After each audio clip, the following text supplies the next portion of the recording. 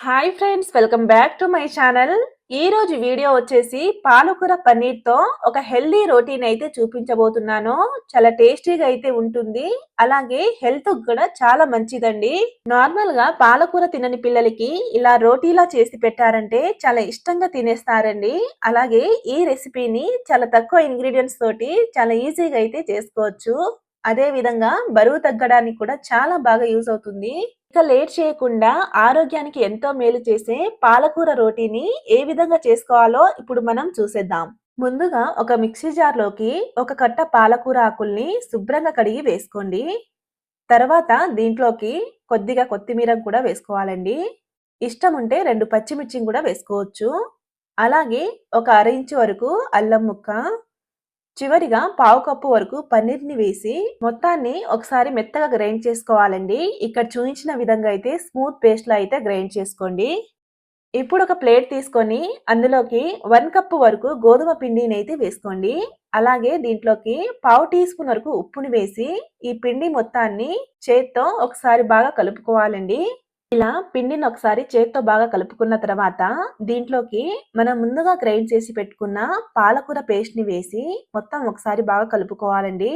ఈ పిండిని కలిపేటప్పుడు ఒకవేళ లూజ్‌గా అయితే కొద్దిగా పొడి పిండి యాడ్ చేసి కలుపుకోండి.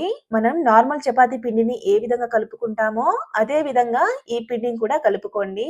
ఇలా ఈ పిండిని సాఫ్ట్ ముద్దలా కలుపుకున్న తర్వాత 2, 3 డ్రాప్స్ వరకు ఆయిల్‌ని వేసి ఈ పిండి డ్రై అవ్వకుండా ఆయిల్‌ని అయితే అప్లై చేసుకోండి.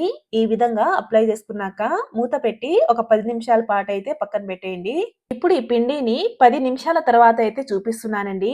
చూడండి, పిండి అయితే చాలా సాఫ్ట్‌గా అయితే నానింది.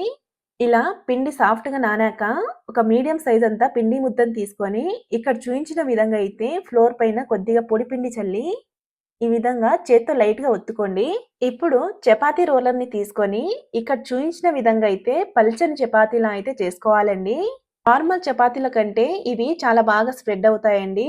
చూడండి, ఈ విధంగా మిగిలిన చపాతీలని కూడా చక్కగా పల్చగా అయితే చేసుకోండి.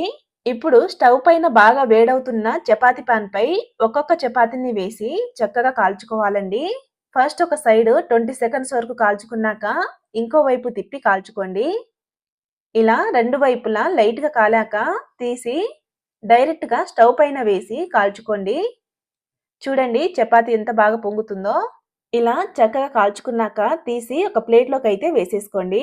ఇప్పుడు ఈ చపాతీల్ని ఇంకో విధంగా కాల్చైతే చూపిస్తున్నానండి. చూడండి, ఒక సైడ్ లైట్‌గా కాలాక ఇంకో వైపు తిప్పి కాల్చుకోండి. ఇలా రెండు వైపులా లైట్‌గా కాల్చుకున్నాక మళ్ళీ ఇంకో వైపు తిప్పి కాల్చుకుంటే ఇలా చక్కగా పొంగుతాయండి.